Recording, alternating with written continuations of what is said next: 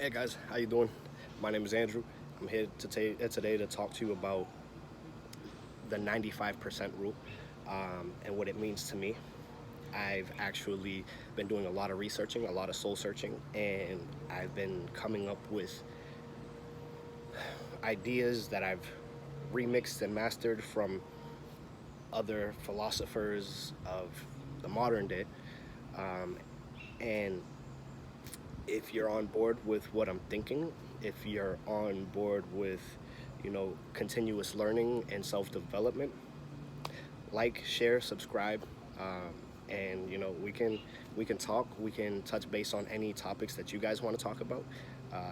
Yeah, so just feel free to shoot me a line, and we can get the chatting. All right, guys. So today, the 95% rule to me, okay, means that whatever it is that you learned yesterday, you more than likely will learn today. Okay. Oh, excuse me. Let me restate that. Whatever it is that you were thinking about yesterday will be 95% of your thoughts today. Now, that's a little crazy, right? You would think that you think new thoughts every day. And the case isn't ever so. We actually think 95% of the same things that we thought yesterday. And because of which, we keep ourselves entranced and entrapped in our own minds, all right? And the reason why I even speak upon this is because I've been a victim. I'm sure you've been a victim of this, of allowing one moment, okay, one single moment to dictate the entirety of your life, right? Now, it sounds crazy to allow one moment to dictate everything, right? We can't allow ourselves to do that. We have to learn new things every day. Uh, for me, step one, my learning was learning how to let go, right? Because the 95% of your mind will not allow you to let it go, right? Because you're going to be thinking about the same kind of things that you were thinking about yesterday, today. And if you're doing that, to me, you're just poisoning your mind, right? Or in the car business, I was a car salesman for some time. We called it stinking thinking. There was no way for me to ever go out and sell a car if I didn't first change my frame of thought, which was I had to go from, wow, am I going to be able to? And transition it to, wow, I can't wait until I do it. Or, wow, this next customer is mine. I'm gonna sell this car. I'm gonna move this metal off of the lot. Okay? And it's little changes like that. It's not a big change every day, it's a little change every day that allows us to escape that 95% of the mind that I'm speaking about. The 95% rule is a damaging one, if you ask me. We can take our minds and we can use it as a gateway to our future, or we could take the 95% of our minds and use it to dig the hole and bury ourselves. Okay? I just watched the philosopher recently on YouTube, and he stated that if you were to wake up tomorrow, okay, it's a question. If you are to wake up tomorrow and say to yourself, man, I'm still so upset about what happened at work yesterday. I don't know how I'm gonna get through today. I still have to go deal with everything that I dealt with yesterday today. If you wake up depressed, sad, mad, angry in any way, shape, or form about what happened yesterday, did you wake up in the past or the present? It was an interesting question to me, to be quite honest. And I thought about it for a little while, and then I rewatched the video. I possibly watched the video about 10 times. I'll add the link in the video. Excuse me, that was a fly. I'm on my porch. If you are able to watch this video, okay, I'll put the link in the bottom, and we can talk about it together.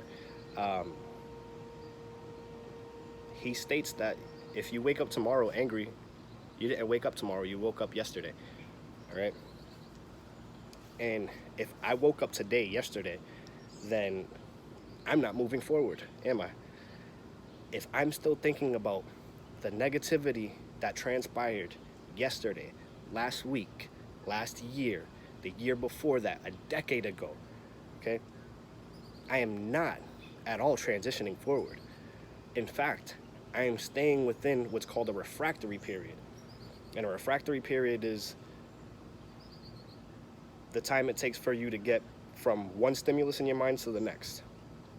If you don't create a new stimulus, a new positive emotion, or even another negative emotion, you're not going to remove that feeling that you have in your chest, that heavy feeling that you keep in your chest, that heavy weight that you keep on your shoulders, okay? So I'm here to tell you that the refractory period is something that we have to shorten up. If you're angry about something, let it go. If you want to move forward into a new profession in a way where it's only going to be beneficial to yourself, whatever it is that's eating you in your home life, you need to let go. If something happened to you at your job between you and a coworker, let it go. If something happened to you and your client, let it go. Start every day fresh, start every day new. If you start it the same way you started it yesterday, guess what? Only the same exact things that happened yesterday are going to happen today. It's that simple. It's a very simple equation. Let go of yesterday and focus on today. Focus on your future. Envision the future to not be left in the past.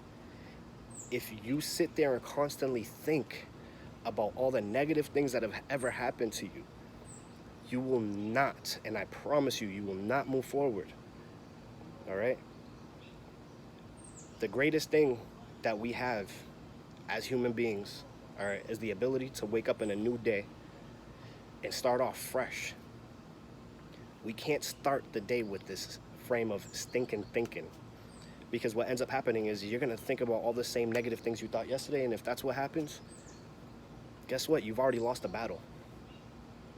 You've lost your own personal battle, all right?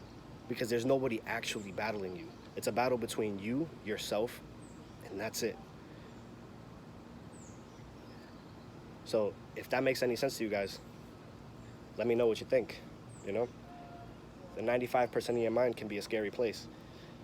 If you don't allow yourself to let these things go, you can't figure out how to master anything else in your life, all right? And we could talk about the art of mastery later, but how do you expect to master anything if you can't focus on it? If you're focused on, let's talk about the high school student who's arguing at home with their parents because they're just too stressed out about the things that are going on in their life, all right? And they want to go to school and try to focus on this new project that their teacher just gave them, and they can't, because they know once they get home, it's going to be a lot of the same nonsense that they dealt with yesterday. Or how about the employee who just really can't get past dealing with a certain coworker? If you allow that coworker to dictate your feelings, you've lost again. If you allow that coworker to dictate the way you work, you've lost again. You can't allow other people to dictate your emotions, okay? You need to become a master of your emotions before you can become a master at your occupation.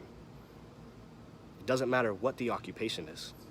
Become a master of your emotions, because then you're mastering your own reality. And if you can master your own reality, whatever you truly want to master, occupancy, your new business, you can do that. And you can do it with ease because you have nothing holding the weight of your mind down. All right, guys, that's it for today.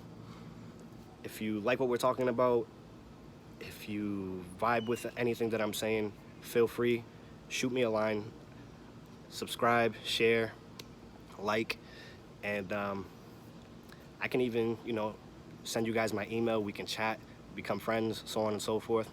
And if you have an issue that you're going through, I can possibly help you get through that refractory period so you can start moving on and start building some of these things that you really want to build in your life for yourself, because that's what will make you happy, feel free, man. We can chat. I don't mind.